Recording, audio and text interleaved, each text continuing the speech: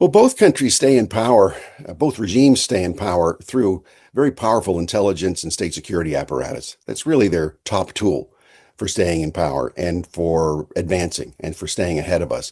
So they take advantage of us in open societies, and they take advantage of the fact that people are lonely or just want to have a good time or need company or whatever else, and they do what's been done since biblical times. They use sex as a weapon. Several years ago, I was in Poland at an event dealing with strategic minerals, and there were some people who were interested in what I had to say. And afterward, a young, attractive, maybe 25-year-old Chinese woman came up and she expressed great interest in what I was doing. She was working for the Polish government, and she gave me her card. And if she was working for the Polish government, I was happy to talk to her. And then we walked outside the venue and walked back to the hotel area where the participants were staying. And she had short sleeves on, and she said she was cold, and she grabbed my arm. And so just to be polite, I kind of went along with it. And then when we got to the hotel area, she kindly invited herself up to my room. And then I looked at her and I said, no 25-year-old woman is going to want to be hanging around me for that kind of thing. You're a spy. And so I left her.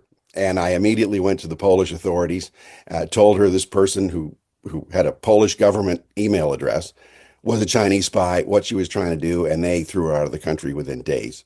Sure, everything's fair. In espionage, really anything's fair.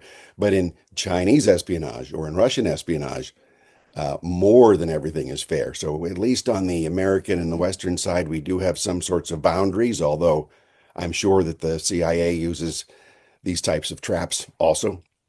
In this case, though, it's much more systematized on the Russian and the Chinese sides, where there are actually schools for training young men and young women in becoming sex spies. So they put you through it. In fact, in Russia, in near the city of Kazan, there's a whole academy for this with a model American town, and they do the pickup part, the making them feel important part, the playing to their ego part.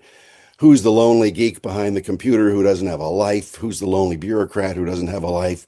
Who's the person who's brokenhearted because of how things are at home, or the socially awkward person, or just the person who wants to go out and have a good time? And how do you play to their securities and their insecurities and so forth? And then boom, you make the catch.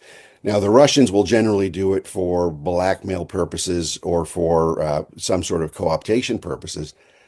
In general, that's changed over the years. The Chinese do it to build emotional relationships on the part of their American targets, male or female. So you build up an emotional relationship there and not simply a blackmailable type of thing. Because face it, it's harder to blackmail people for sexual activity now than it ever was before. So you go for the emotional, psychological side.